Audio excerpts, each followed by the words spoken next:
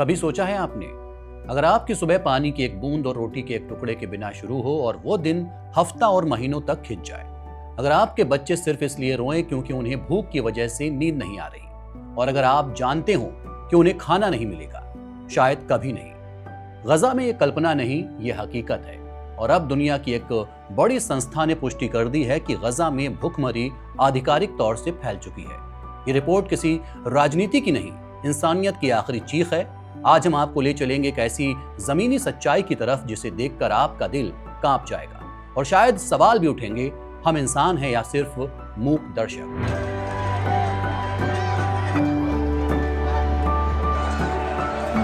ये गजा की रहने वाली एक मजबूर माँ है। इनके पास अपने बच्चे को पिलाने के लिए दूध नहीं है, ना खुद का और ना ही बाहर का। जब बच्चा भूख से बिलखता है तो ये पानी को गर्म करके उसे पिला देती है। बच्चे की चीखें इनका कलेजा चीरती हैं।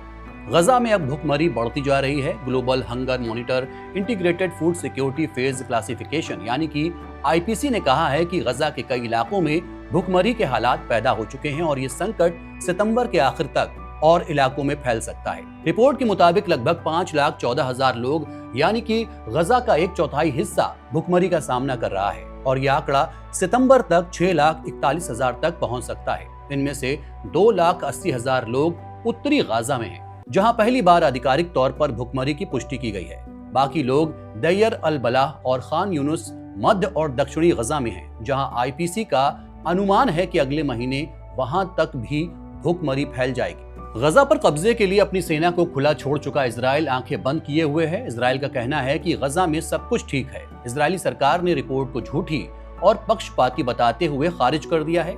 इजरायली सेना की इकाई कोगैट जो गजा में राहत सामग्री की निगरानी करती है, उसने कहा है कि हमास ने जो आंशिक डेटा दिया है उसके आधार पर आईपीसी ने रिपोर्ट बनाई है। इजरायली विदेश मंत्रालय का कहना है कि हाल के हफ्तों में गजा पट्टी में बड़ी मात्रा में खाद्य सामग्री पहुंचाई गई है, जिससे कीमतों में भारी गिरावट आई है। कोगैट ने कहा है कि आईपीसी रिपोर्ट ने इजरायली आंकड़ों की अनदेखी की है और ये गैर पेशेवर है। ये रिपोर्ट भी दूसरे राजनीतिक कागजों की तरह कूड़ेदान में फेंकने के काबिल है। इजराइल भले ही रिपोर्ट को कूड़ेदान में फेंकने की बात कर रहा हो, लेकिन गजा के चिकित्सा विशेषज्ञों ने चेतावनी दी है। डॉक्टरों का कहना है कि गजा के उत्तरी इलाकों में हालात रिपोर्ट से भी बदतर हैं, जहां आईपीसी को सुरक्षा कारणों से पहुंच नहीं मिली। हकीकत में 1 मिलियन से ज्यादा लोग गंभीर भुखमरी से जूझ रहे हैं। गजा में भूख से मरते लोगों पर संयुक्त राष्ट्र और अंतर्राष्ट्रीय प्रतिक्रियाएं भी सामने आ रही हैं। संयुक्त राष्ट्र मानवाधिकार प्रमुख वॉल्टर टर्क ने कहा है कि गजा में भुखमरी इजरायली सरकार की नीतियों का सीधा नतीजा है और भूख से मौतें युद्ध अपराध के बराबर हो सकती हैं। यूएन महासचिव एंटोनियो गुटेरेस पहले ही गजा को महाकाव्य मानवीय त्रासदी बता चुके हैं। ब्रिटेन, कनाडा, ऑस्ट्रेलिया और कई यूरोपीय देशों ने कहा है कि गजा में मानवीय संकट कल्पना से परे स्तर तक पहुंच चुका है। हालांकि इजराइल संयुक्त राष्ट्र पर आलोचना करता है और कहता है कि हमास राहत सामग्री चुरा लेता है, जिसे हमास खारिज करता है। अब सवाल ये उठता है कि आईपीसी कैसे ये तय करता है कि किस इलाके में भुखमरी घोषित की जाए, इसका क्या पैमाना होता है। आईपीसी के मुताबिक किसी इलाके में भुखमरी घोषित करने के लिए जरूरी है कि 20% से ज्यादा लोग अत्यधिक खाद्य संकट में हो और हर 3 में से 1 बच्चा गंभीर रूप से कुपोषित हो। हर 10,000 लोगों में 2 की मौत हर दिन भूख, कुपोषण या बीमारी से हो रही हो। आईपीसी का कहना है कि भले ही किसी इलाके को तकनीकी रूप से भुखमरी घोषित नहीं किया गया हो, लेकिन वहां भुखमरी जैसे हालात मौजूद हो सकते हैं, यानी भूख, बदहाली और मौत। यूनिसेफ की प्रतिनिधि टेस इनग्राम जो गजा में मौजूद हैं, कहती हैं कि ये रिपोर्ट हमारे सबसे बुरे डर को सच साबित कर रही है। मैंने ऐसे माता पिताओं से बात की है जिनकी गोद में रोते हुए बच्चे हैं, जिन्हें वो खाना नहीं खिला पा रहे हैं, वो मजबूर हैं। अब आपको बताते हैं कि कौन कौन से इलाके भुखमरी में शामिल हैं। आईपीसी ने अपनी रिपोर्ट में केवल गजा, दैयर अल बला और खान यूनुस को शामिल किया है। उत्तरी गजा में पहुंच न होने की वजह से वहां के हालात साफ नहीं हैं। रफा इलाका जो अब लगभग खाली हो चुका है को इस रिपोर्ट से बाहर रखा गया है। 14 सालों में 5वीं बार है जब आईपीसी ने किसी इलाके में आधिकारिक तौर पर भुखमरी घोषित की है। अब बात करते हैं गजा में भुखमरी की वजह क्या है।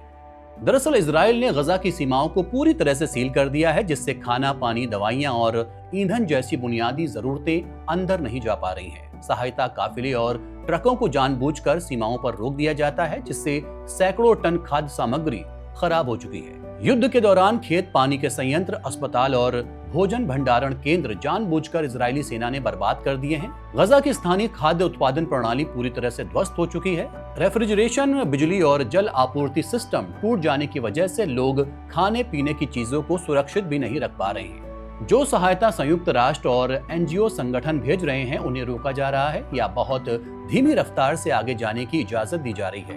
कुछ रिपोर्ट्स के मुताबिक गजा में रोजाना जरूरत के 600 ट्रकों में से 100 से भी कम अंदर जा पा रहे हैं।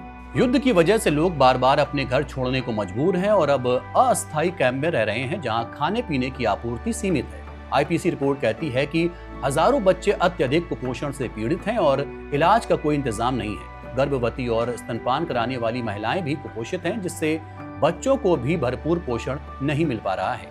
संयुक्त राष्ट्र की जमीनी रिपोर्ट ये साफ कहती है कि गजा में हालात भयानक और इतने गंभीर हो चुके हैं कि अब इसे भूखमरी घोषित करना पड़ा है। ये सिर्फ आंकड़ों की कहानी नहीं है, ये एक जिंदगी और मरने के बीच की भयानक हकीकत है जो पूरी इंसानियत पर सवाल खड़ा कर देती है कि हम इसे रोकने में नाकाम क्यों हैं। फिलहाल के लिए इतना ही। देखते रहिए One India.